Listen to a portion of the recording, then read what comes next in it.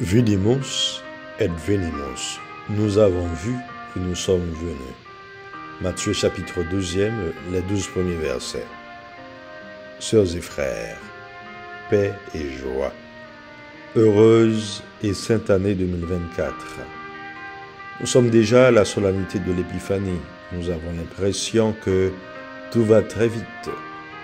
À Noël, nous avons célébré l'avènement d'une lumière inouïe qui vient illuminer en nous tout ce qui est ténèbres pour nous donner accès à la lumière de l'espérance d'une paix sincère que nous rêvons tant dans notre pays et dans notre monde. Aujourd'hui, nous célébrons la manifestation de cette lumière qui ravive notre espérance, comme ce fut le cas pour le peuple élu. Guidés par une étoile, les rois mages ont pris la direction vers une plus grande lumière.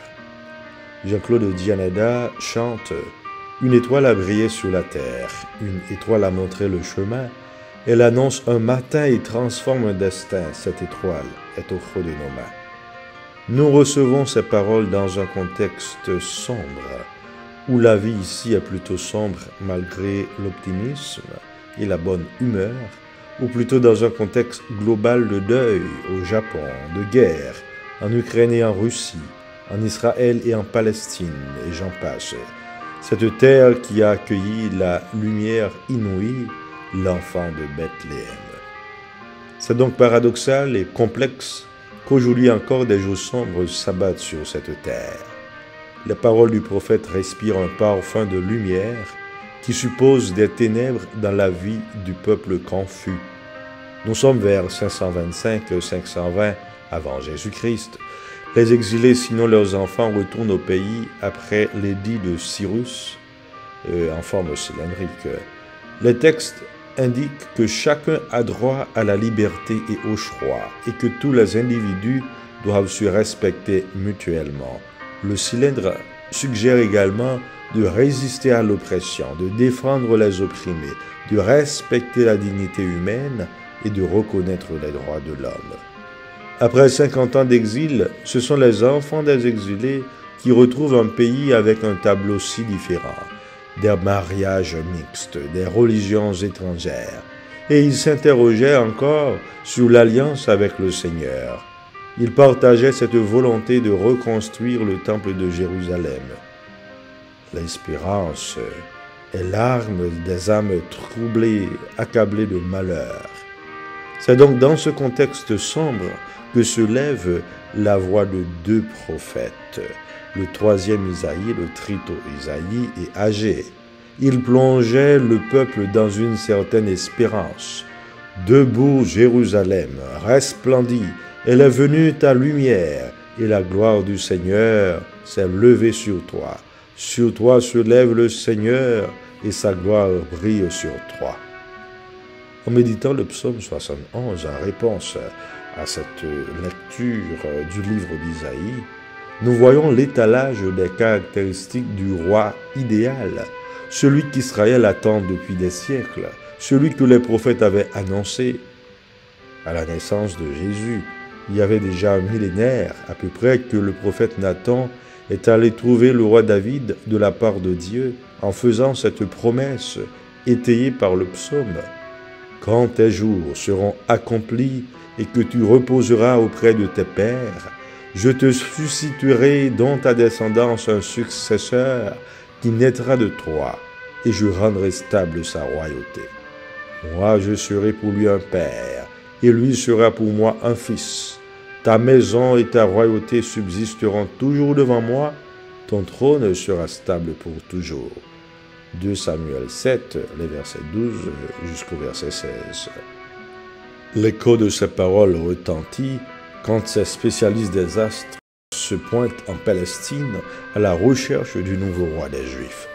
C'est alors que nous nous souvenons de Michée que nous avions cité à Noël. Et toi, Bethléem, Ephrata, le plus petit des clans de Juda, c'est de toi que sortira pour moi celui qui doit gouverner Israël. Michée chapitre 5, le premier verset. Prophétie tout à fait dans la ligne de la promesse faite par Dieu à David, que sa dynastie ne s'éteindra pas et qu'elle apporterait au pays le bonheur attendu. Marie-Noël Tabu avance que les mages n'en savent peut-être pas tant. Ce sont des astrologues. Ils se sont mis en marche tout simplement parce qu'une nouvelle étoile s'est levée. Et spontanément, en arrivant à Jérusalem, ils vont se renseigner auprès des autorités. Et c'est là peut-être la première surprise de ce récit de Matthieu. Il y a d'un côté les mages qui n'ont pas d'idées préconçues, ils sont à la recherche du Messie et ils finiront par le trouver. De l'autre, il y a ceux qui savent, qui peuvent citer les Écritures sans faute, les scribes, mais qui ne bougeront pas le petit droit. Ils ne feront même pas le déplacement de Jérusalem à Bethléem. Évidemment, ils ne rencontreront pas l'enfant de la crèche. Bien sûr, Hérode fut bouleversé et c'est le début des hostilités et de la jalousie contre l'enfant roi. Quand on rapporte une rumeur qui court dans la ville, des astrologues étrangers ont fait un long voyage jusqu'ici et il paraît qu'ils disent « Nous avons vu se lever une étoile tout à fait exceptionnelle. Nous savons qu'elle annonce la naissance d'un enfant roi, tout aussi exceptionnel. Le vrai roi des Juifs vient sûrement de naître. » On imagine un peu la fureur, l'extrême angoisse d'Hérode, alors que les occupants romains avaient déjà 60 ans environ sur la terre. La paix même serait troublée, et ce sera même un des motifs de condamnation de Jésus, de troubler la Pax Romana. C'est pour nous chrétiens une occasion de réfléchir sur celui qui vient régner dans nos cœurs et que le monde refuse d'accueillir. Pourtant, c'est un roi à qui l'on a offert de l'encens et qui nous promet un royaume qui est déjà là, dont nous attendons l'avènement plénier. C'est aussi un Dieu qui nous rappelle notre sacerdoce royal, car on lui apporte de l'encens pour l'adorer et l'honorer. Lui, Jésus, le maître de notre vie et le Seigneur de nos cœurs. C'est aussi un prophète qui ne sera pas épargné du sort que Jérusalem réserve aux prophètes. Voilà qu'on lui apporte la myrrhe, un parfum de bonne odeur, qui rappelle déjà sa mort-résurrection pour le salut de tous. Sœurs et frères, laissons résonner en nous cet appel de la lettre de Saint Paul, apôtre aux Éphésiens, au chapitre 3. Toutes les nations sont associées au même héritage, au même corps, au partage de la même promesse dans le Christ Jésus, par l'annonce de l'Évangile. Dieu nous urge à collaborer à son dessein bienveillant. Si les mages se sont mis en route à la vue de l'étoile, c'est parce qu'ils étaient attentifs. Aujourd'hui, Dieu nous parle et nous donne des signes, et nous nous fermons au signe des temps. Nous refusons de suivre ses voies. On peut bien vouloir une étoile dans le ciel, mais il faudra d'abord des témoins de la bonne nouvelle, qui seront la lumière qui éclaire tout homme et toute femme pour un monde renouvelé dans la paix et la concorde, dans l'harmonie et la justice. Amen.